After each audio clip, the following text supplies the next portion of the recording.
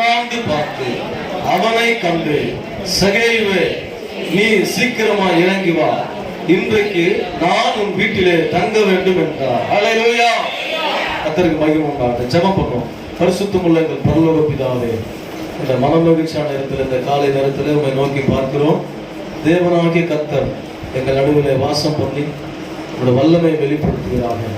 இதனால தேவனுடைய வார்த்தையை பேசுகிற இந்த அடிமையும் ரத்தத்தினால கழுவி ஒரு விஷயம் பரிசுத்தப்படுத்தி உடைய ஜனங்களுக்கு பிரயோஜனமான பாத்திரமாய் மாற்றுவாங்குவேன். இதை கேட்கிற ஒவ்வொருவரையும் பலப்படுத்துங்க, ஆசீர்வதிங்க, சீர்படுத்துங்க. அவர்களை ஆண்டவரே உடைய வல்லமையினால் நிரப்புங்க ராஜா. கிருபை தாங்க. இயேசு கிறிஸ்து நாமத்தில் பிதாவே. ஆமென். இதனால ஒரு 3 தலைப்பின் கீழே நான் அந்த செய்தியோடு முதலாவது பகிர்ந்து கொள்கிறேன். இறங்கி வா அப்படின்னு ஆண்டவர் சொல்ற ஒரு வார்த்தையின் அடிப்படையில முதலாவது இறங்கி வா, அப்போ நீ உயருவாய். அல்லேலூயா. இரண்டாவது இறங்கி வா, நீ அதிசயமாவாய். மூன்றாவது தேடி வா. அந்த தலைப்புல ஒரு நிமிஷம், தேடி வா, நீ தலைவனாவாய். அல்லேலூயா. இறங்கி வந்தா என்ன செய்யறாங்க? ஆண்டவர் உயர்த்துவார். அல்லேலூயா. இறங்கி வரும்போது தேவன் என்ன செய்யறாங்க? உயர்த்துகிறார். அடுத்து சொன்ன இறங்கி வரும்போது ஆண்டவர் உங்களை அதிசயமா மாற்றுகிறார். மூன்றாவது சொன்ன தேடி வரும்போது ஆண்டவர் உங்களை தலைவனாக மாற்றுகிறார். விசுவாசிக்கிறீங்களா? ஆமென். ஹல்லேலூயா. கர்த்தருக்கு மகிமை உண்டாகட்டும். இந்த வேத பகுதியில் அப்ப சகேயை குறித்து நாம் பார்க்கிறோம். இந்த வசனங்களை நீங்கள் அநேக இடங்களில் அநேக முறை பல்வேறு விதத்துல நீங்கள் கேள்விப்பட்டிருப்பீர்கள். இந்த நாள்ல சகே என்கிற அந்த மனுஷனோட வாழ்க்கையில ஆண்டவர் அந்த மனுஷனை பார்த்து சொன்ன ஒரு சம்பவம். ஆண்டவராக இயேசு ஊழியம் செய்த நாட்களில சகேயு குள்ளனா இருக்கிறதுனால அவர் ஆண்டவராக இயேசுவை பார்க்க முடியாத அளவுக்கு ஜனக்கூட்டம் திரளா இருந்தது. அப்போது சகேயு என்ன செய்யறாருன்னா, ஒரு காட்டுத்தி மரத்துல ஏறி ஆண்டவராக இயேசுவை நோக்கி அவர் எப்படிப்பட்டவரோ என்று சொல்லி பார்க்க வகை தேடினார் என்று வேதத்துல சொல்லியிருக்கு. அப்போ அப்படி ஒருபட்ட சூழ்நிலையில தான் இந்த சத்தியத்துல பார்க்கலாம். இயேசு அந்த இடத்துல வந்தபோது அண்ணாந்து பார்த்து அவனை கண்டு, சகேயுவே, சீக்கிரமா இறங்கி வா, இன்றைக்கு நான் உன் வீட்டிலே தங்க வேண்டும் என்றார். அல்லேலூயா. அப்ப சீக்கிரமா நான் இன்னைக்கு உன் வீட்டுல என்ன செய்யணும்? தங்கணும் அப்படின்னு ஆண்டவர் சொன்னார். அவருக்கு ஒரே சந்தோஷம். இத்தனை திரளான கூட்டத்துல ஆண்டவர் நம்ம என்ன செய்தாரு? பார்த்துட்டாரு, நம்மளை அழைச்சிட்டாரு, நம்ம வீட்டுக்கு வருவேன்னு சொல்லியிருக்கிறாரு. அல்லேலூயா. அவர் ஒரே சந்தோஷத்தோட வேகமா இறங்கி வராரு. அல்லேலூயா. அப்படிதான் நம்ம அநேக நேரங்கள் ஆண்டவர் அழைக்கும் போது, ஆண்டவர் நம்ம தெரிந்து கொள்ளும் போது ஒரு மகிழ்ச்சியில் என்ன செய்யலாம்? ஆண்டவரை தேடி ஓடி வருகிறோம். அல்லேலூயா. ஆனா இந்த இறங்கி வரும்போது பாருங்க, அநேக காரியங்களை கர்த்தர் நமக்கு அங்க சொல்றார். இறங்கி வரும்போது பாருங்க, அவன் சீக்கிரமா இறங்கி சந்தோஷத்தோட அவரை அழைத்து கொண்டு போனான். ஒரே மகிழ்ச்சி. இயேசு அவரோட வாழ்க்கையில் வந்துட்டாரு, அவரோட வீட்டுக்கு வரான்னு சொல்லி சந்தோஷத்தோட இருக்கிறார். உண்மைதானே? நம்ம ரட்சிக்கப்படும் போது ஆண்டவர் நம்ம கூட வரும்போது, நம்ம வீட்டுல வந்து ஜெபம் பண்ணும்போது துக்கத்தோட, வேதனையோட, கண்ணீரோட இருந்த நம்மளோட வாழ்க்கையில அந்த ஜெபிக்க வருகிற ஆட்கள் வரும்போது வருவாங்களான்னு எதிர்பார்த்த நாட்கள் உண்டு. அப்படி ஆலயத்துக்கு வரும்போது நம்ம எப்போ ஆலயத்துக்கு வருவோன்ற அந்த மனமகிழ்ச்சியான நேரத்தை நாம் பார்த்தது போல சந்தோஷம் ஒரு அவருக்கு. அல்லேலூயா. அப்போ அப்படிப்பட்ட சூழ்நிலை பாருங்க, அவன் சொல்ற அதை கண்டையா அவன் சீக்கிரமா இறங்கி ஆண்டவர் சொன்ன வார்த்தையின்படியே என்ன செய்யறான்? சந்தோஷத்தோட அவர் அழைத்து கொண்டு போனான். இப்பதான் ஒரு பெரிய ஒரு அங்க மாற்றம் உண்டாகக்கூடிய ஒரு சம்பவம் நடக்குது. அல்லேலூயா. அப்படிதான் நாம் ஆண்டவரை தேடி ஓடி வந்தோம், ஆண்டவரிடத்துல இறங்கி வந்திருக்கிறோம். ஆண்டவர் நம்மை உயர்த்தினார். இங்க பாருங்க வசனத்துல, அப்போ அதை கண்ட யாவரும் இவர் பாவியான மனுஷனிடத்துல தங்கும்படி போனார் என்று முறுமுறுத்தார்கள். என்ன ஆச்சுன்னா, ஆண்டவரும் இயேசுவும் சகேயும் ஒன்னா சேர்றதுல மகிழ்ச்சி, சந்தோஷம் ஆண்டவருக்கு இருந்துச்சு, சகேயுக்கு இருந்துச்சு. ஆனா இடையில அவரை சுத்தி பார்த்த ஜனங்க இருந்தாங்கல்ல, அங்க சொல்லப்பட்டிருக்கு, சகேயை பார்க்க முடியாதபடி திரளான ஜனக்கூட்டம் இருந்துச்சு. இப்ப ஜனக்கூட்டங்களுக்கு என்ன பிரச்சனைனா, இந்த சகேய் வீட்டுக்கா இயேசு போறார், இந்த சகேய் வீட்டுக்கா இயேசு போறார், இவன் பாவியான மனுஷனாச்சே அப்படின்னு சொல்ல ஆரம்பிச்சிட்டாங்க, முறுமுறுக்கிறாங்க. கூட்டமே பேசுது, அவ்வளவு திரளான கூட்டம். அதுக்கு முன்னாடி வரணும் அந்த சகேயை அந்த கூட்டம் பாராட்டி இருப்பாங்க. நல்ல வசதி படைச்சவர், 4 வார்த்தை பாராட்டி பேசினா காசு கொடுப்பாரு. அடிக்கடி கஷ்டத்துக்கு அவசர ஆபத்துக்கு போய் வாங்கிக்கலாம். சகையை உயர்த்தி உயர்த்தி பேசின சமுதாயம், பாராட்டி பேசின சமுதாயம். சகை எப்போ இயேசுவோட இணைய ஆரம்பிச்சாரோ, இயேசு எப்போ சகை வீட்டுக்கு போக ஆரம்பிச்சாரோ, இப்போதான் அந்த ஜனங்கள் அப்படியே மாற ஆரம்பிச்சிட்டாங்க. நாம் ரட்சிக்கப்படுவதற்கு முன்பாக அந்த சமுதாயத்தில் நாம் வாழ்ந்து கொண்டிருந்த நாட்களில அங்க இருக்கிற எல்லாரும் நம்ம நல்லவர்கள் பாராட்டினார்கள், நம்ம வாழ்க்கையை உயர்த்தி நம்ம கனம் பண்ணி நம்மோடு வாழ்ந்து எல்லா நன்மையை தீமையை அனுபவித்தவர்கள். எப்போ ஆண்டவராக இயேசுவோட நீங்க வரீங்களோ, இயேசு எப்போ உங்க வீட்டுக்கு வராரோ, உங்க வாழ்க்கையில இணைகிறாரோ, உங்களுக்கு சமாதானத்தை ரட்சிப்பு கொடுக்கிற ஒரு நிலைக்கு நீங்க மாற நேரத்துல அதே ஜனங்க நம்மை குறித்து நம்முடைய பழைய வாழ்க்கை குறித்து தவறாக பேசுகிறார்கள், முழுமுறுக்கிறார்கள். இப்ப கவனிங்க, இதை கேட்ட உடனே சகேயு உடனே அவங்களோட சண்டை போல ஒரு பெரிய அவருக்கு ஷாக் ஆயிடுச்சு. என்னடா இது, ஆண்டவர் நம்ம நேசிச்சாரு, ஆண்டவர் நம்ம வீட்டுக்கு வர ஆயத்தம் ஆயிட்டாரு, அவர் நம்மளையும் வர சொல்லிட்டாரு, நம்ம வீட்டுக்கு ரட்சிப்புன்னு சொல்லிட்டாரு. வீட்டுல சாபம், வசதி இருக்குது, ஐஸ்வர்யம் இருக்குது, எல்லாருக்குமே உலகத்தாரு கூட ஐஸ்வர்யம் இருக்குது. ஆனா கர்த்தருடைய ஆசீர்வாதம் அவருக்கு இல்ல, ஆபிரகாமுடைய ஆசீர்வாதத்துல அவர் இல்ல, உலக பிரகாரமான ஆசீர்வாதத்துல அவர் இருக்கிறார். இப்ப அவர் ஒரே ஒரு சந்தோஷம், அந்த சாபம் நீங்களும் அவர் வீட்டை விட்டு அவர் வீட்டுக்கு ரட்சிப்பு வந்து சொன்னாங்க. கவனிச்சிங்களா, இந்த சகையால வீட்டுல சாபம், இப்ப அவர் வீட்டுக்கு ரட்சிப்பு உண்டாகணும். இப்ப ஆண்டவராக இயேசு அதை தேடி வராரு. இப்ப என்னென்ன ஜனங்கள்லாம் அவரை சுத்திலும் முறுமுறுக்குறாங்க. இந்த பாவியான வீட்டுக்கு இயேசு போறாரு. இதுவரையும் அவர் யாரும் பாவின்னு சொல்லல, யார சகைய சொல்லல. ஏன்னா அவரு வசதி படைச்சவர், அவரும் கௌரவமா இருக்கிறாரு. ஜனங்க வந்து அவர்கிட்ட என்ன செய்யறாங்க, தேவைகளுக்காக வந்து நின்று இருப்பாங்க. இப்ப அதே சமுதாயத்தில் இருக்கிற ஜனங்கள் எல்லாம் சொல்றாங்க இவர் பாவி அப்படின்னு சொல்றாங்க. இப்ப சகை என்ன செய்யறாரு, பாருங்க வசனம் சொல்லுது, சகை நின்று கர்த்தரை நோக்கி அந்த இடத்துல அப்படியே நின்றுட்டாங்க. ஜனக்கூட்டம் அப்படியே இருக்குது, திரளா இருக்குது, எல்லாம் முறுமுறுக்கிறாங்க. ஆண்டவராக இயேசு இருக்கிறாரு, சகை நிற்கிறாரு. அந்த வார்த்தை கேட்ட நிமிஷத்துல அந்த இயேசு கிறிஸ்து, ஆண்டவராக இயேசு அவருடைய வீட்டுக்கு வர்றதுக்கு தான் ஒரு பாத்திரவான் இல்ல. அப்ப சந்தோஷப்பட்டாரு. இப்ப என்ன செய்யறாருன்னா சஞ்சலப்படுறார், வருத்தப்படுறார்.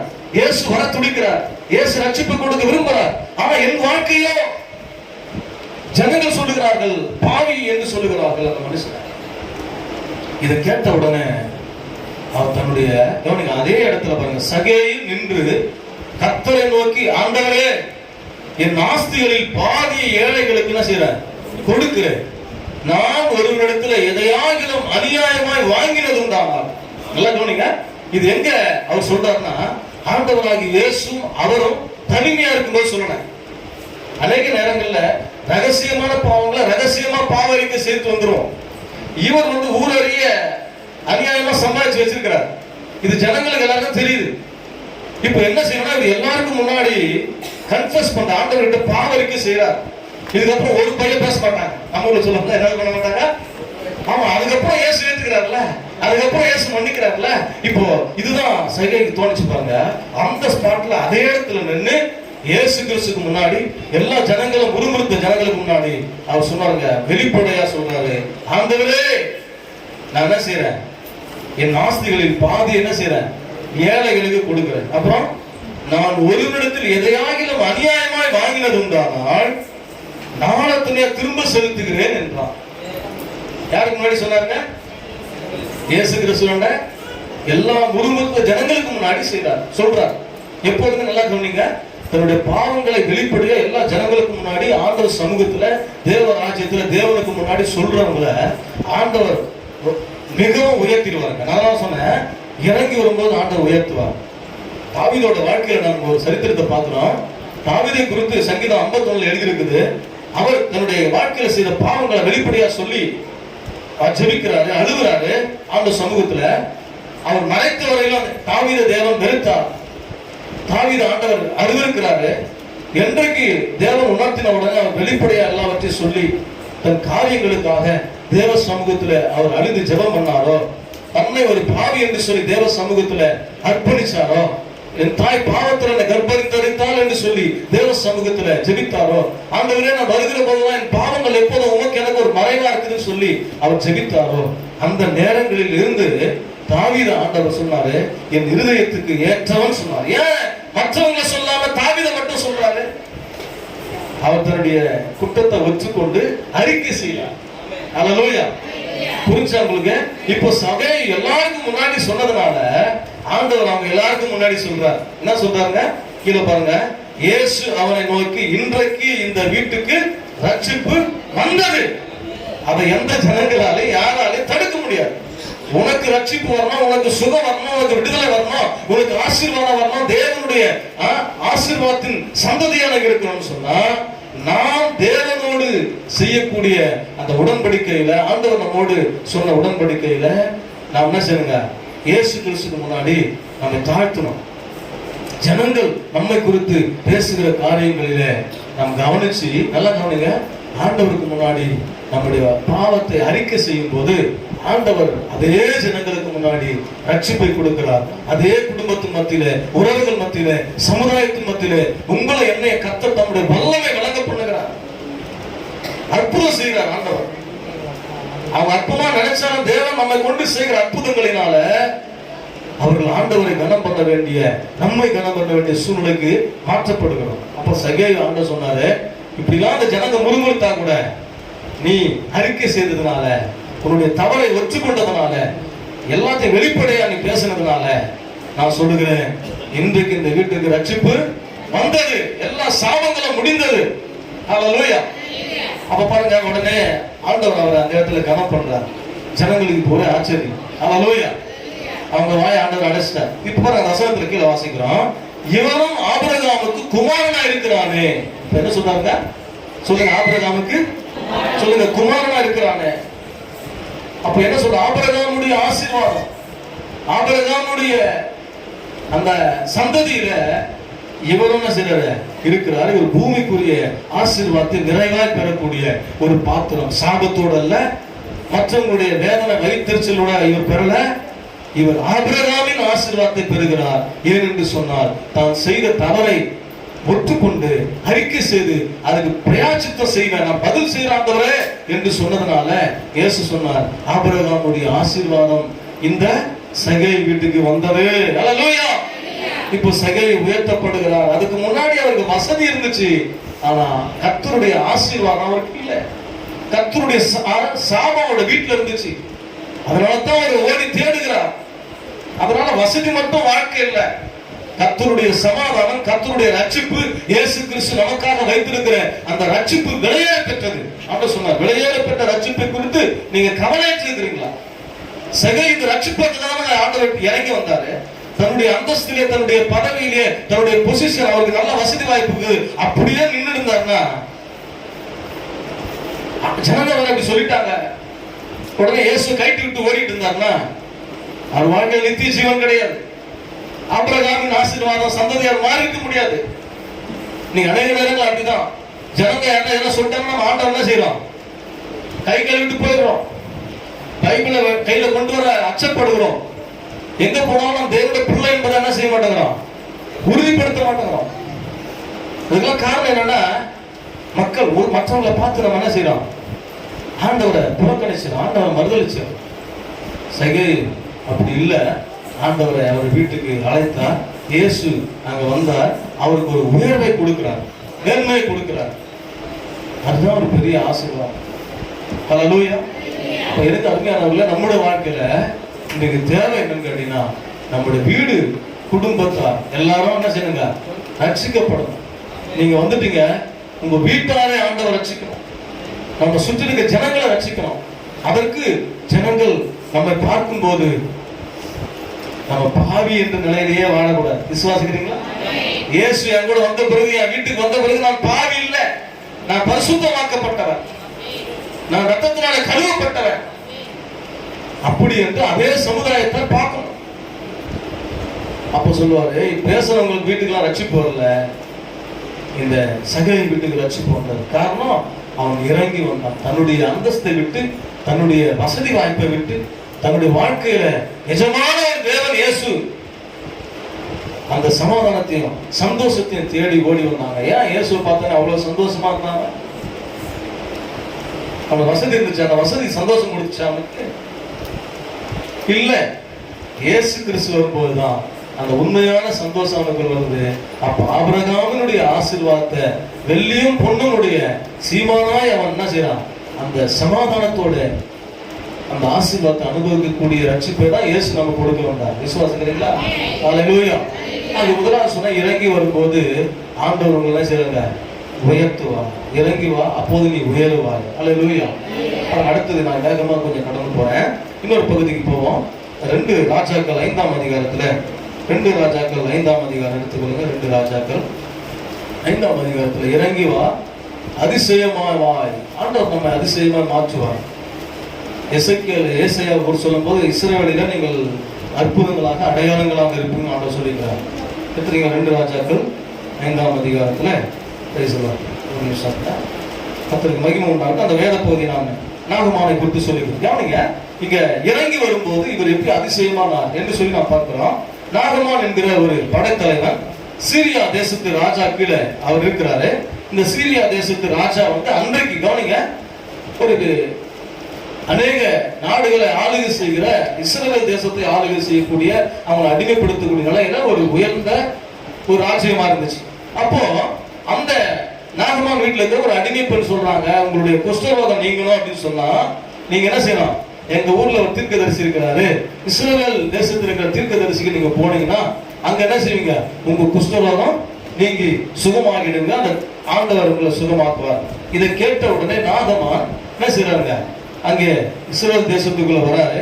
ராஜா கிட்ட போனோடனே ராஜா பயந்து திகிலடைஞ்சு அழுகுறாரு. ஐயோ, ஏன் இப்படிப்பட்ட சீரியா தேசத்து படைத்தலைவன் தளபதி நம்ம கிட்ட வர்றாரு, நம்ம போய் எப்படி சுகமாக்க முடியும்? அப்ப எலிசா சொல்றாரு, எங்க கிட்ட என்ன செய்யுங்க, அனுப்புங்க. பாருங்க, இப்ப நான் 9ஆம் வசனத்தை வாசிக்கிறேன். அப்படியே நாகமான் தன் குதிரைகளோடும் தன் ரதங்களோடும் எலிசாவின் வாசற்படியிலே நின்றான். எல்லாம் சொல்லுங்க, நின்றான்.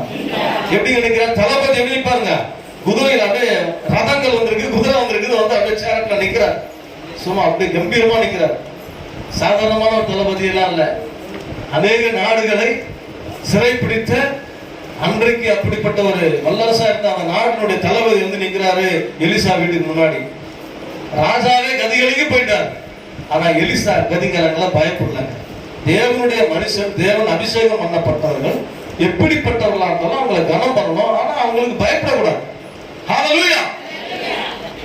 ஏன்னா இப்ப பாருங்க, அவர் நன்மையை தேடி வந்திருக்கிறார், அவர் ரட்சிப்பை தேடி வந்திருக்கிறார். இந்த படைத்தலைவன் மூலமாக சீரிய தேசத்தை ரட்சிக்கும்படி தேவன் பெரிய திட்டத்தை வச்சிருக்கிறார். ஆகவே நாம் சுகமாவதும் நாம் ரட்சிக்கப்படுவதற்கு அநேகருக்கு ஆசீர்வாதம் அடிக்கடி சொல்லுவேன். இப்போ சகாய் ரட்சிக்கப்படுவது என்ன சொன்னாரு, நான் சேர்த்து வச்சதை சம்பாதிச்சதை எப்படிலாம் சம்பாதிச்சணும் அதனால செய்யறேன், ஏழைகளுக்கு கொடுக்கிறேன். ஏன் மற்றவர்களுக்கு அந்த என்ன செய்யணும், ஆசீர்வாதம் உண்டாங்க. எனக்காகவே இதெல்லாம் சேர்த்தேன், எனக்காகவே சம்பாதிச்சேன், எப்படி சம்பாதிச்சேன் அதெல்லாம் நான் பாதி ஏழைகளுக்கு கொடுக்குறேன். நான் தவறா நாளத்தை யார்கிட்ட வாங்கினா நாளத்தை நான் திரும்ப கொடுக்குறேன், அநியாயமா வாங்கினதெல்லாம். அப்போ ரட்சிப்பு வரும்போது மற்றவங்களுக்கு ஆசீர்வாதமா இருக்கணும்னு நினைக்கிறான். அதுக்கு முன்னாடி எல்லாம் சாபமா இருந்தான். அப்படிதான் தேவ பிள்ளைகள் ரட்சிக்கப்பட்டவர்கள் மற்றவர்களுக்கு நன்மையாக, ஆசீர்வாதமாக, ஜீவனாக, தரமாக, சுகமாக, நல்லமையாக இருக்கணும். ஹல்லேலூயா. அதுதான் ஆண்டவருடைய திட்டம். இப்ப நாகமான் சுகமானது நோக்கம் என்னன்னா, அந்த சீரிய தேசத்தை ரட்சிக்கணும் ஆண்டவர். இது ஆண்டவருடைய பெரிய திட்டம். இது அவருக்கே தெரியாது. ஆனா முதல் வசனத்துல சொல்லிருக்கு, சீரிய தேசத்தை ரட்சிப்பதற்காக நாகமான ஆண்டவர் செய்த தெரிந்து கொண்டார். ஹல்லேலூயா. இப்ப வரும்போது பாருங்க, இந்த சம்பவத்தை நீங்க வாசிக்கும் போது அப்பொழுது எலிசா அவனிடத்துல ஆள் அனுப்பி, நீ போய் யோர்தானில் என்ன செய்யுங்க சொல்லுங்க, 7 தடவை ஸ்நானம் பண்ண, அப்பொழுது உன் மாம்சம் மாறி நீ சுகமாவா என்று சொல்ல சொன்னான். அவ்வளவு பெரிய தளபதி வரும்போது ராஜாவே கதிகளுக்கு போயிட்டான். ஆனா எலிசா என்ன செய்யறான்னா, ஒரு ஆள் அனுப்புறான். புரியுதா? நீ போய் என்ன செய்யணும், அவன் மதிக்க கூடாத நோக்கம் இல்ல, அந்த தளபதிக்குள்ள இருக்கிற பெருமை, மேட்டிமை அத்தனை தேசங்களுக்கு ஒரு பெரிய அச்சுறுத்தலா இருக்கிற சீரிய தேசத்துக்கு படை தளபதியா இருக்கும்போது அவருக்கு எவ்வளவு கெத்து இருக்கான். நம்ம ஊர்ல சொல்லுவோம்ல, அப்போ குதிரையே அப்படியே நிக்கிறார். இறங்கவே இல்ல, இறங்கி வா, அப்பதான் நீ அதிசயமா இருப்ப, இல்லைன்னா அலங்கோலமா இருப்ப, அசுத்தமா இருப்ப. அந்த இறங்குதல் என்கிறது தன்னுடைய ஸ்தானத்திலிருந்து, உலகத்தால் நமக்கு கொடுத்த ஸ்தானம், தேவ சமூகத்துல அது பெருசா பேசக்கூடாது. ஹல்லேலூயா. அப்போ அந்த ஸ்தானத்திலிருந்து, அந்த அதிகாரத்திலிருந்து, அந்த ஆணவத்திலிருந்து இறங்கி வா, நான் என்கிற அந்த எண்ணத்திலிருந்து இறங்கி வா. ஆனா இவருக்கு அது இல்லை. உடனே எலிசா என்ன பண்ணாருன்னா, அதை வர வைக்கிறதுக்காக ஒரு வேலைக்காரன் அனுப்புறாரு. போய் அவரை போயிட்டு யோர்தான் நதியில 7 தடவை முழுகி எழுந்திருக்க சொல்லுங்க, ஏன் ஸ்நானம் பண்ண சொல்லுங்க, குளிக்க சொல்லுங்க. 7 தடவை உட்கார்ந்து முழுகி எழுந்திருக்க சொல்லுங்க, அவர் சுகமாயிடுவார். அவ்வளவுதான். இப்ப பாருங்க அந்த வசனம் சொல்றது, அதற்கு நாகமான் கடும் கோபம் கொண்டு. ஒரு சீரிய தேசத்தை ரட்சிக்கணும், ரட்சிக்கப்பட்ட மனுஷனுக்குள்ள சாந்தம் இருக்கணும், அமைதி இருக்கணும், பொறுமை இருக்கணும், அப்பதான் அந்த தேசம் ரட்சிக்கப்படும். நம்ம நினைக்கிற நான் சுகமாக போறேன்னு, இவரை உருமாற்றுவதற்காக, ரட்சிப்படைவதற்காக, பாவ மன்னிப்பை பெறுவதற்காக ஆண்டவர் அவருக்குள்ள ஒரு தெய்வீக சுபாவத்தை கொண்டு வரார். இது எலிசா தான் கொண்டு வர முடியும். வந்த உடனே நம்ம ஓடியோட எண்ணெயை பூசி கால கழுவி இதெல்லாம் கீழே சொல்லி பார்ப்பாருங்க. கடும் கோபம் கொண்டு. இப்படிப்பட்ட கோபப்படுகிற மனுஷன், ஆக்ரோஷம் உள்ள ஒரு மனுஷன் தேவனுடைய மனுஷன் இருக்க முடியாது, ரட்சிக்கப்பட்ட நபரா இருக்க முடியாது. அப்போ ஆண்டவர் சமூகத்தில் நாம் இறங்கி வரும்போது நம்முடைய ஸ்தானம், நம்முடைய சாமர்த்தியம், நம்முடைய பதவி, அந்தஸ்து, அழகு இது எல்லாம் விட்டு இறங்கி வரணுங்க. இறங்கி வரும்போதுதான் ஆண்டவர் நம்மளை அதிசயமா மாற்றுகிறார். விசுவாசிக்கிறீங்களா? ஆமென் சொல்லுங்க.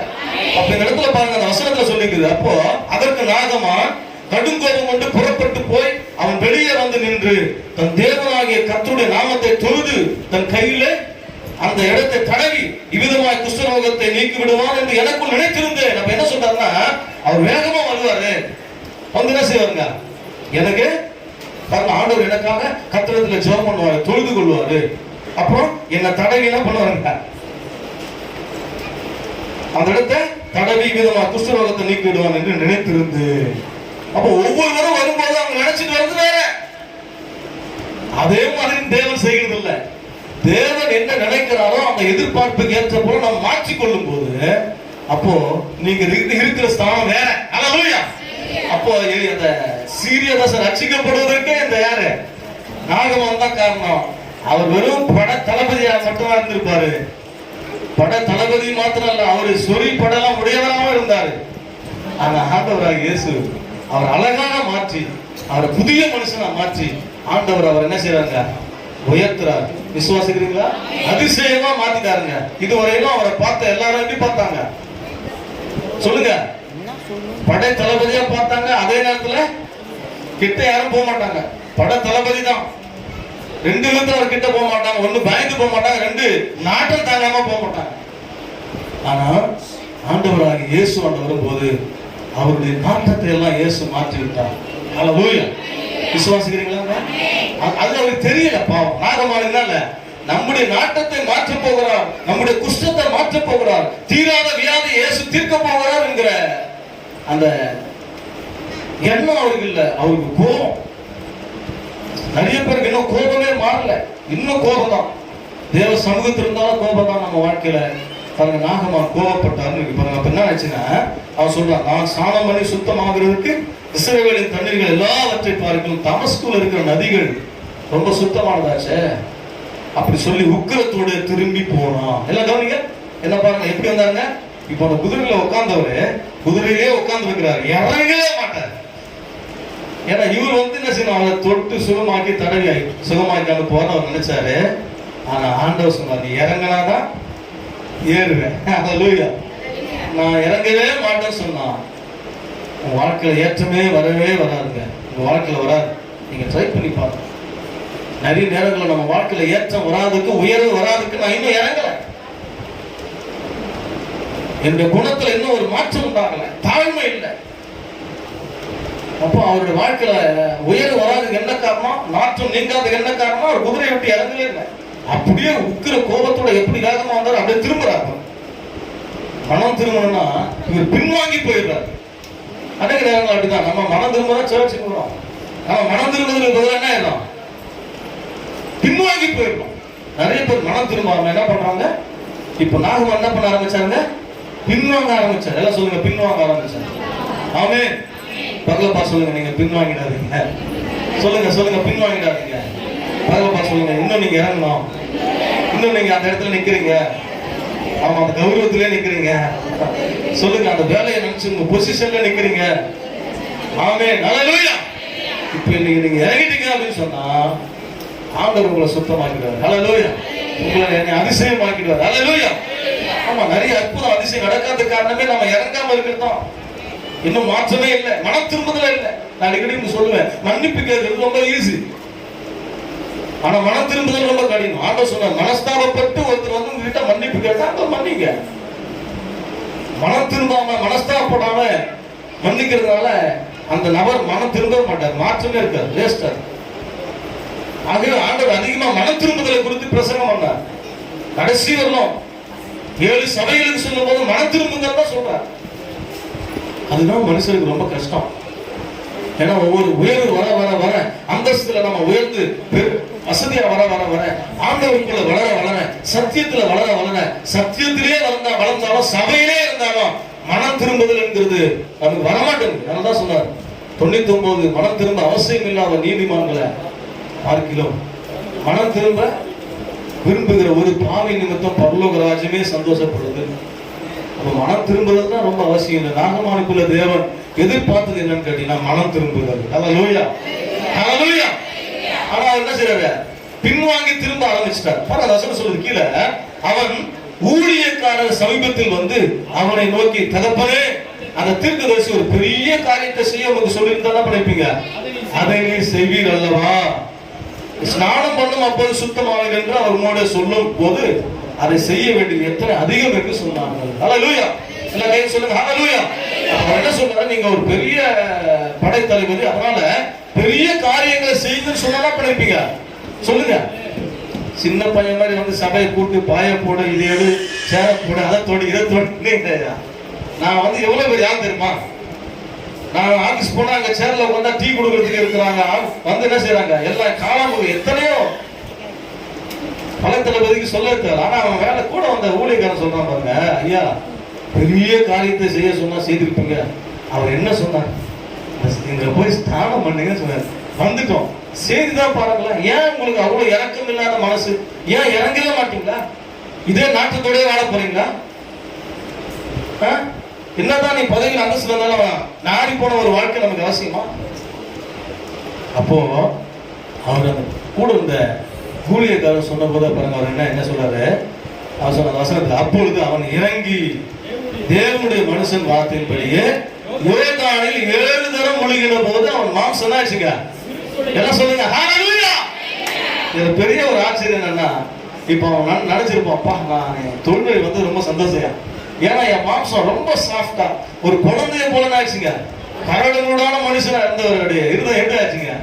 எப்போ உங்க இருதயம் சாஃப்ட் ஆகுதோ அப்போ உங்களுடைய முகம், உங்க சரீரம் எல்லாம் சாஃப்ட் ஆகும். இருதயம் மோசமா இருந்தா முகம் அப்படியே கொடூரமா இருக்கும்.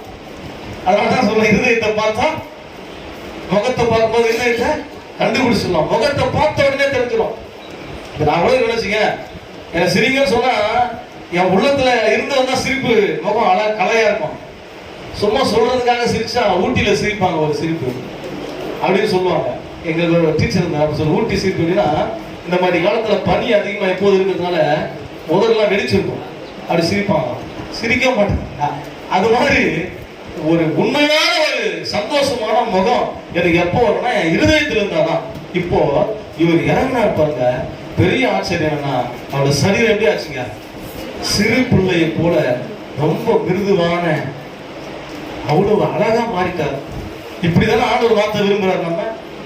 நம்ம முகத்தெல்லாம் அப்படியே பயங்கரமா ஹிட்லர் மாதிரி வச்சுங்க, கண்ணை பார்த்தாலே பயமா இருக்கு. அப்படி நம்ம என்ன செய்யறோம்? அநேக நேரங்கள்ல கொடுமையா இருக்கிறோம். அதனால நிறைய பேர் ஆண்டவராக இயேசுவோட வரவே மாட்டேங்கிறாங்க. நம்மளை பார்த்த உடனே அந்த முறையில நம்மளை பார்த்தா நிறைய பேர் ஓடி வீட்டுக்குள்ள ஒளிஞ்சுக்கிட்டு, 4 பேர் நல்லதுக்காக கெட்டதுக்காக நம்ம பேச வரணுங்க. ஹல்லேலூயா. இப்ப நாகமானுடைய வாழ்க்கை நீங்க பாருங்க. அவர் சொல்றாரு, எப்படி ஆச்சுங்க? சிறு பிள்ளை போல அவன் மாம்சத்தை போல மாறி அவன் சுத்தமானான். ஹல்லேலூயா. எல்லாம் சொல்லுங்க, சுத்தமானான். எல்லாம் சொல்லுங்க, சுத்தமானான். இப்போ போறாங்க ஒரே அந்த சீரிய தேசத்துல என்ன சொல்ல முடியும்? அவரு பாருங்க, இயேசு தேவன் என்பதற்கு நான் சாட்சி. சொல்லுங்க, சொல்லிருப்பாருல அவரு. ஏன் இத்தனை வருஷமா என்ன குஷ்டரோகியா பாத்தீங்க, சரியாகாத வியாதி, அப்படியே ஆனாலும் தாமதமாக பல ஆண்டுகள். நான் போகும்போது குஷ்டரோகியா போனேன், இப்ப வரும்போது சுத்தமா வந்திருக்கிறேன். ஹல்லேலூயா. என்னுடைய அக்கிரமங்கள்லாம் நீங்க என்னை கழுவி சுத்தமாக்கினது அந்த தேவ மனுஷனுடைய வார்த்தை.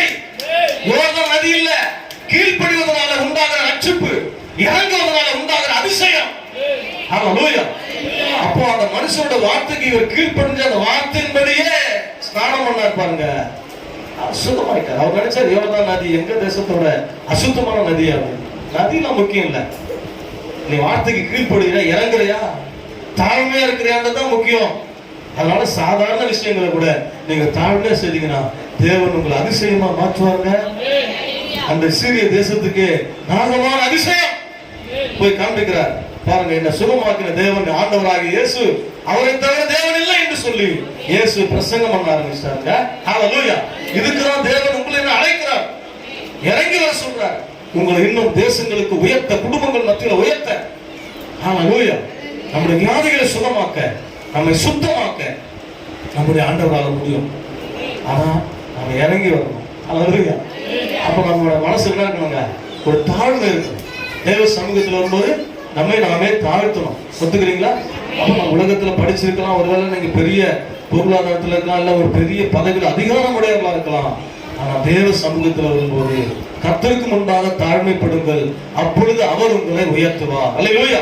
இன்னொரு பகுதியை நான் உங்களுக்கு வேகமா சொல்லுகிறேன். மூன்றாவது, தேடி வந்தவரை, தேடி வந்த மனுஷன், தேடி வந்த நபரை ஆண்டவர் தலைவனாக மாற்றினார், ராஜாவாக மாற்றுகிறார். ஒரு சில காரியங்களை உங்களுக்கு நான் வேகமாக சொல்லுகிறேன். கவனிங்க, 1 சாமுவேல் 10ஆம் அதிகாரத்துல நீங்க 5ல இருந்து வாசிச்சீங்கன்னா அந்த சம்பவங்கள் இருக்கும். இங்க சவுலை குறித்து சொல்லுகிறது. சவுல் என்கிற ஒரு மனிதன், கீசின் குமாரனாகிய பென்யமின் கோத்திரத்தை சார்ந்தவன், தன் தகப்பனுடைய கழுதை காணாமல் போய்விட்டது. அந்த கழுதியை தேடி என்ன செய்றாங்க? பிரயாணமா போகிறான். காணாமல் போன கழுதையை தேடி போனவன் கழுதை கிடைக்கல, நேரா கர்த்தர் சமூகத்துக்கு போயிட்டான். தீர்க்கதரிசியை போய் பார்க்க போயிட்டான். சாமுவேல் கிட்ட போறான். எல்லாம் சொல்றாங்க, இந்த சாமுவேல் இங்க தேவ மனுஷன் இருக்கிறாங்க, போனீங்கன்னா அவர் உங்களுக்கு சொல்லுவார்ப்பா. தேடி வந்தவன் தேவனை தேடி வந்தான். கடைசியில அவன் ஒரு பெரிய தலைவனாக மாற்றப்பட்டான். வசனத்தின் அந்த பகுதிகளை நீங்க வாசிச்சீங்கன்னா, அப்போது கையில குப்பி எடுத்து அவன் தலைமையில் வாங்கி அவனை முத்தம் செய்து அப்போ தலைவனாக அபிஷேகம் பண்ணிட்டார். ஆனா நேரமா அதுக்கு முன்னாடி சாதாரண ஒரு மனுஷன் கழுதியை தேட போனவரு அப்படியே நேரம் என்ன செய்தாங்க? நம்ம சில நேரத்தில் அப்படியே போயிட்டு சொன்னாங்க, அப்படியே சர்ச்சைக்கு வந்தாங்க அப்படின்னு பாத்தீங்களா? அந்த மாதிரிதான் என்னோட ரசிப்போம். நானு 2000ஆம் ஆண்டுல சாய்பாபா கோயிலுக்கு போனோம்னு போனவன். என் நண்பன் வந்து சொல்லிட்டான், உங்க வீட்டோட ஃபேமிலியோட நீ என்ன பண்ண, சர்ச்சைக்கு போனான். அவன் சொன்னதுனால அவனோட சேர்ந்து சர்ச்சைக்கு போனேன். அன்னைக்கு தேவனுடைய ஆவியானவர் நிரப்பினாரு. அன்னையோட என் வாழ்க்கையை மாறிச்சு. அப்படி ஹல்லேலூயா. அப்போ தலைவனாக தேவன் மாத்துறார். அப்போ தேடி வரும்போது தேவன் நம்ம வாழ்க்கையில ஒரு மாற்றத்தை உண்டு பண்ணுகிறார். ஒரு சம்பவம் நமக்குள்ள நடக்குது. நம்ம குடும்பத்தை ரட்சிக்கிறார், நம்ம வீட்டை ஆசீர்வதிக்கிறார், ஆண்டவர் நம்ம சந்ததியை மாற்றுகிறார், நம்ம சுகமாக்குகிறார், நம்முடைய வியாதிகள், குஷ்டரோக, சாபத்தை ஆண்டவர் மாற்றுகிறார். பெரிய தேசத்துக்கு ரட்சிப்பா தேவன் நம்மளை வைக்கிறார். ஹல்லேலூயா. இது எல்லாத்துக்கும் நம்ம இறங்கி வரும்போது நம்முடைய வாழ்க்கையில இப்படிப்பட்ட சம்பவம் வருது. இவன் தேடி வந்தான். தேடி வந்த மனுஷனுடைய வாழ்க்கையில ஆண்டவர் அவனை தலைவனாக மாற்றுகிறார். இதுக்கு இன்னும் இதுல சம்பவத்தில் நீங்க வாசிக்கும் போது பாருங்க, ஒரு சில வசனம் மட்டும் சொல்றேன். அதுல 5ஆம் வசனத்துல, பின்பு பெரிசிலின் தானியம் இருக்கிற தேவனுடைய மலைக்கு போவா. எங்க சொல்ற சாமுவேல், நீ போகும்போது அந்த தானியம் இருக்கிற பெரிசிலுடைய தானியம் இருக்கிற மலைக்கு போக, அங்க ஒரு தீர்க்கதரிசி கூட்டம் இருக்கும். அந்த கூட்டத்தார் என்ன பண்ணுவாங்க? இறங்கி வருவாங்க, ஆண்டவரை பாடி துதிப்பாங்க. இப்போ வந்து ஆலயம் என்ன செய்வோம்? சர்ச்சுக்கு நீங்க வாங்க. சர்ச்சில் ஏன் வந்தாங்க? ஆண்டவரை துதிக்கிறாங்க, ஆடுறாங்க, ஆண்டவரை துதிக்கிறாங்க, ஆண்டவரை மகிமைப்படுத்துறாங்க, ஹல்லேலூயா, ஆண்டவரை பாடுறாங்க, இதெல்லாம் சொல்றாங்க. சொல்லும்போது பாருங்க, இங்க நடந்த சம்பவத்தை கவனிங்களேன். அப்பொழுது பாருங்க 6ஆம் வசனம், அப்பொழுது கர்த்தருடைய ஆவி உன்மேல் இறங்குவார், நீ அவர்களோட கூட தீர்க்கதரிசனம் சொல்லி வேறு மனுஷனாவா. எல்லாம் சொல்லுங்க, வேறு மனுஷனாவா. அப்ப என்ன விஷயம்? குஷ்டரோகியா வந்தவன் புது மனுஷனா மாறி சுத்தமா போறான், ரட்சிக்கப்பட்டு போறான். வரும்போது பெரிய படத்தலைவரே வந்தாலும் இப்போ ஒரு குழந்தையை போல இருதயம் உள்ளவனா, குழந்தையை போல சரீரம் உள்ளவனா, நல்ல சுபாவம் உள்ளவனா போறான். வரும்போது முரட்ட குணம் உள்ளவனா, ராட்சசனா வந்தவன் போகும்போது தாழ்மையா போறான். ஏன்னா தேவன் அவனை சந்தித்தார். அந்த தேசத்துக்கே இப்ப பெரிய ரட்சிப்பை கொடுக்கிற ஒரு அதிசயமா போறான். வரும்போது நாம் எப்படி வருகிறோமோ, ஆனா போகும்போது நாம் வேறு மனுஷியா மாறி இருக்கணுங்க. ஏன்னா நாம் சந்திக்கிறது தேவ ஜனங்கள், தேவ கூட்டம், தேவனுடைய அபிஷேகம் பண்ணப்பட்ட இடத்துக்கு நாம் வருகிறோம். இப்ப என்னாச்சு பாருங்க, வேறு மனுஷனாவாய். அப்போ ஆனா சொல்றாங்க, அந்த கூட்டத்துல போய் சேரும் போது நீ என்ன செய்வ? கர்த்தருடைய ஆவியானவர் மேல் இறங்குவார். இதெல்லாம் நடக்குது. நாம என்ன செய்ய? பரிசுத்த நிரப்புறோம், அந்நிய பாஷை பேசுறோம், ஆனா வேறு மனுஷனாதான் மாற மாட்டேங்கிறோம். அதே வாழ்க்கை, அதே பேச்சு, அதே சுபாவம். நம்ம வாழ்க்கையில ரொம்ப முக்கியம் என்னன்னா, நாம் வேறு மனுஷனா மாறணும். ஆனா சொல்ல, ஒரு கிறிஸ்துக்குள்ள தான் அவன் புது சிருஷ்டியா இருக்கிறான், பழசெல்லாம் போயிடுச்சு. தேவசாயெல்லாம் சிருஷ்டிக்கப்பட்ட புதிய மனுஷனை தரித்து கொண்டிருக்கிறீர்களே. இந்த புதிய மனுஷனை நாம பெற்றுக்கணும். தேவ சாயல், தேவ சுபம், தேவ குணமுடைய ஒரு மனுஷனா நாம் இருக்கணும். இதான் வேற ஒண்ணும் இல்ல. கர்த்தருடைய ஆவி வந்து இறங்கினாரு பாருங்க. அந்த வசனத்தை நீங்க வாசிங்கன்னா பாருங்க, 9 வசனத்துல அவன் சாமுவேலை விட்டு போகும்படி திரும்பின போது தேவன் அவனுக்கு வேற இருதயத்தை கொடுத்தான். அந்த அடையாளங்கள் எல்லாம் அன்றைய தினமே நேரிட்டது. சில சொல்லுங்க, அன்றைய தினமே நேரிட்டது. நிறைய விஷயங்கள் நல்லா கவனிக்க, அன்றைக்கே நடந்தது. பாருங்க, அந்த குஷ்டரோகி அப்பவே சுகமாயிட்டான். ஒரு 6 மாசம் ஆகும்பா அப்படின்னு நான் சொன்னாங்க. எப்ப கீழ்படுகிறோமோ, எப்ப இறங்குறோமோ, அப்பவே எவ்வளவு பெரிய பிரச்சனை ஆனாலும் ஆண்டவர் உடனே சுகமாக்குவார். மார்க் சுவிசேஷ வாசிங்கன்னா அதுல அதிகமா உடனே உடனே உடனே சுகமாக்குவார், தாமதமா இல்ல. அப்ப இங்க என்ன சொல்றாரு, நம்மளோட வாழ்க்கையில் இருக்கிற பிரச்சனைகளாக காரணம் நம்ம இன்னும் இறங்கல, இன்னும் நமக்குள்ள மாற்றம் வரல, மன திரும்புதல் வரல. நாம் அதே பொசிஷன் இருக்கோம், அதே சுபாவம், அதே இடம், அதே குணம். பாருங்க, இந்த சவுல் வேறு மனுஷனா மாறிட்டான். ஆண்டு சொன்ன வசனத்துல தேவன் அவனுக்கு வேற இருதயத்தை கொடுத்தான். சாமுவேலோட பேசும்போது அவன் இருதயம் அப்படியே மாறிச்சு. அப்புறம் அவன் சபைக்கு வரும்போது, கர்த்தர் நம்மோடு பேசும்போது, நான் வருகிற போது பல எண்ணங்களை சிந்தனையில வரும். நாகபான் அப்படிதான் வந்தார். ஆனா தேவ மனுஷனை சந்திச்ச உடனே, அந்த வார்த்தை கேட்ட உடனே அப்படியே புது மனுஷனா மாறிட்டார். அவர் சீரிய தேசத்துல பார்த்தோம்னா ஆச்சரியப்பட்டிருப்பான். இன்னைக்கு நீங்களும் நானும் அப்படிப்பட்ட அதிசயமானவர்களாக மாறணும். அல்லேலூயா. ஆண்டவர் உங்க வாழ்க்கையில சகையை போல ஒரு ஆபிரகாமின் ஆசீர்வாதத்தின் உயர்வை கொடுக்க போறார். விசுவாசிக்கிறீங்களா? அதுக்கு எல்லாருக்கும் முன்னாடி நான் கன்ஃபஸ் பண்ணணும், அறிக்கை செய்யணும். நான் யார் இடத்துல அந்த அநியாயமா இருந்தா திரும்ப கொடுக்குறேன், எட்டத்தினை கொடுக்குறேன், ஏழைகளை கொடுக்குறேன் அப்படின்னு சொல்லி நம்ம பேசுற வார்த்தைகள் செயல்முறையில வரும்போது ஆண்டவர் இன்னும் நம்மளை உயர்த்துறாங்க. அல்லேலூயா. இப்ப சகையை கிட்ட அவங்கள பேசுறவங்க எல்லாம் பாதி சொன்னவங்க சகையை கொடுக்கும்போது எல்லாம் கியூல வந்து என்ன பண்ணிருப்பாங்க, வாங்குறது வந்திருப்பாங்கல்ல. ஆண்டவர் தான் அந்த காரியத்தை செய்தார். ஆஹா, சகை ரொம்ப தனமான மனுஷங்க, தெரியாம சொல்லிட்டுங்க அப்படின்னா. அந்த மாதிரி நம்ம வாழ்க்கையில் நடக்கிறது வழக்கம் தான். ஆகவே இந்த நாகமானுக்கு இங்க சவுலுக்கு ஆண்டவர் வேற இருதயத்தை கொடுத்தார். ஒரே நாள்ல நடந்துச்சு. சில பேர் ரட்சிக்கப்படுறதுக்கு ஒரு 4 வருஷம், ஞானஸ்நானம் எடுக்கிறது ஒரு 4 வருஷம், அபிஷேகம் வருது ஒரு 4 வருஷம். எப்போ ஆண்டவரை பத்தி நீ போய் சொல்லுவ? சீரிய தேசம் என்னைக்கு ரட்சிக்கப்படுறது? உனக்கு உடனே சுகத்தை கொடுத்தார், உடனே அற்புதம் செய்தார். எத்தனை அதிசயம் ஆண்டவர் உடனே செய்திருக்கிறார். நம்ம என்ன செய்திருக்க ஆண்டவருக்காக? அநேக நேரங்களில் தாமதிக்கிறோம். பாருங்க, பவுல் சவுலா இருக்கும்போது ரட்சிக்கப்பட்ட நாள்ல அப்போஸ்தலர் நடவடிக்கைகளை சொல்லியிருக்குது. அவன் ஆண்டவராக இயேசு கிறிஸ்து விரோதமாக எழுப்பி சபைகளை துன்பப்படுத்துறான். சபைகளை துன்பப்படுத்தி விசுவாசிகள் எல்லாம் சிதறடிச்சு சிறைப்பிடித்துக் கொண்டு போகிற அதிகாரத்தோட நான் வரும்போது ஆண்டவர் சந்திக்கிறார். அப்ப சொல்றாரு, முள்ளில் உதைக்கிறது ஒன்று கடினமாமே அப்படின்றாரு. சொல்றா, சவுலே சொல்லு, என்னையா துன்பப்படுத்துற? அப்போ அவன் சொல்ற, ஆண்டவரே சொல்லும்படியான்னு கேட்கிறேன், நான் என்ன செய்யணும்ப்பா? ரட்சிக்கப்பட்டான். உடனே நீ இந்த வீட்டுல அங்கே எங்க பிரச்சனை பண்ண போனியோ அந்த சபையிலே போய் அந்த வீட்டிலே உட்கார். அங்கே உனக்கு ஒரு அனன்யா வருவான், தீர்க்கதரிசி, உன் மேல கையை வைப்பான், கண் திறக்கப்படும், நீ பரிசுத்தம் நிரப்பப்படுவாய். அவ்வளவுதான். அவரை பத்தி எல்லாம் தரிசனத்தாண்ட சொல்லிட்டார். ரட்சிக்கப்பட்டாரா? அங்க தீர்க்கதரிசி வந்தார். அது வசனம் இருக்கு, அப்படி சொல்ற. கைகளை வைத்தார். வைத்த உடனே அவருடைய கண்கள் இருக்க செதில்கள் விழுந்து கண் தெரிய ஆரம்பிச்சிச்சு, பரிசுத்தம் நிரம்ப ஆரம்பிச்சார். உடனே வசனம் சொல்லுது, அவர் ஞானஸ்நானம் பெற்றார். கவனிக்கிறீங்களா? ஹல்லேலூயா. கவனிங்க அந்த வசனத்துல. அப்போ அவர் என்ன செய்யறாங்க? உடனே அப்போஸ்தலர்ல 9ஆம் அதிகாரம் 18 இருந்து 21 ரட்சிப்பு பாருங்க. அந்த வசனத்தை நான் வாசிக்கிறேன். 9 தாமதம் இன்றி கிறிஸ்துவ தேவனுடைய குமாரன் என்ற ஆலயங்களில் பிரசங்கித்தான். 9:19 பின்பு அவன் போஜனம் பண்ணி பலப்பட்டான். உடனே என்ன பண்ணாங்க? ஞானஸ்நானம் பெற்றான். கவனிக்கிறீங்களா? அப்ப ரட்சிக்கப்பட்டான், அப்புறம் பரிசுத்தம் நிரப்பப்பட்டான், சுகம் பெற்றான், ஞானஸ்நானம் பெற்றான். உடனே தாமதம் இன்றி கொஞ்ச நாள் அங்க இருந்துட்டு இயேசுவே ஆண்டவர் என்று சொல்லி எல்லாருமே சொல்ல ஆரம்பிச்சான். நீங்க சபைக்கு வந்து எத்தனை வருஷம் ஆகுது? நீங்க ரட்சிக்கப்பட்டு எத்தனை வருஷம் ஆகுது?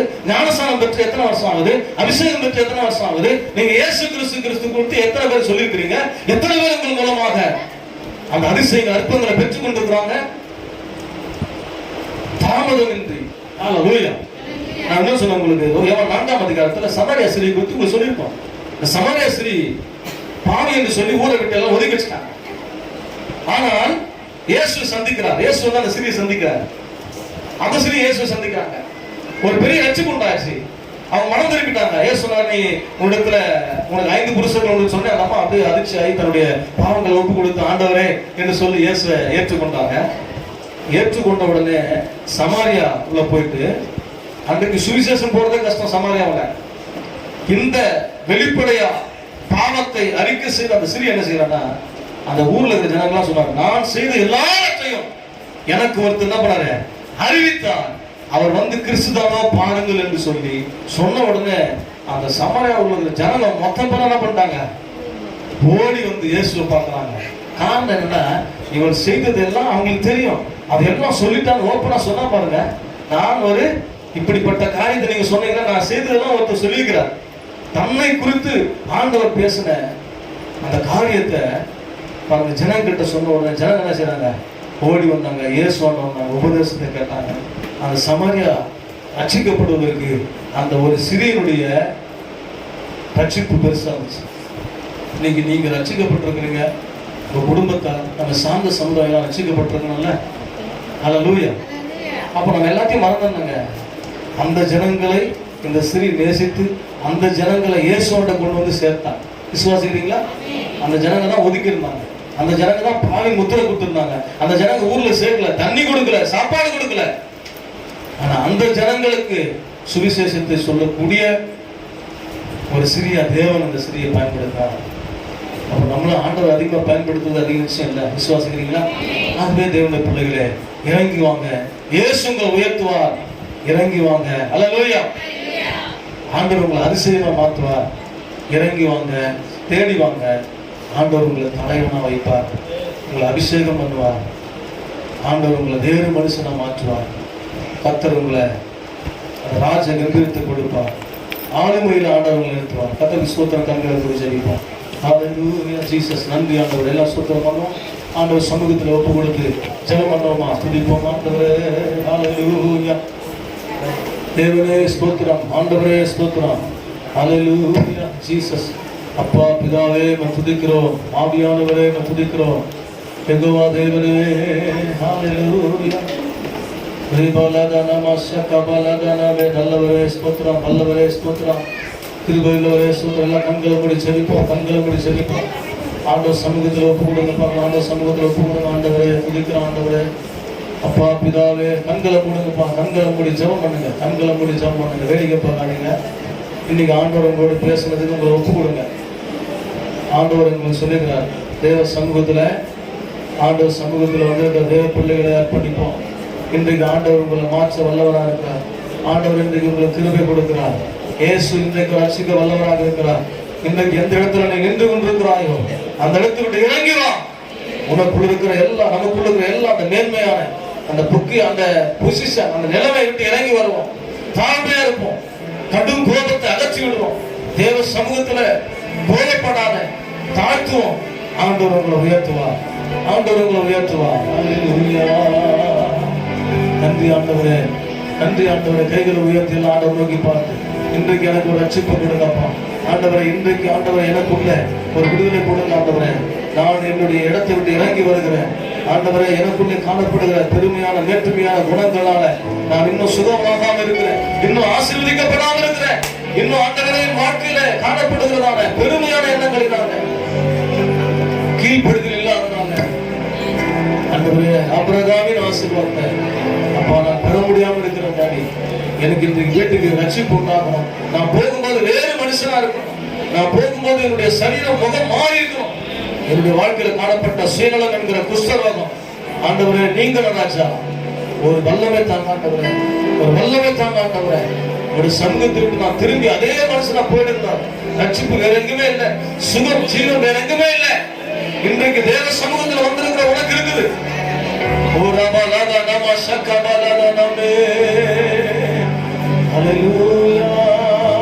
நன்றி ஆண்டவரே. நன்றி ஆண்டவரே. ஸ்தோத்திரம் ஆண்டவரே. உன் தாழும்புகளால் நான் சுகமானே, உன் வார்த்தையினால் நான் பலனானே.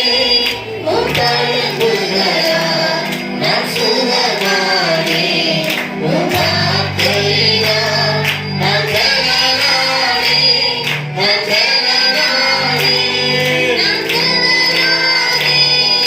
சொன்னதென்று சொல்லிக்கொள்ள இருக்கலாம்.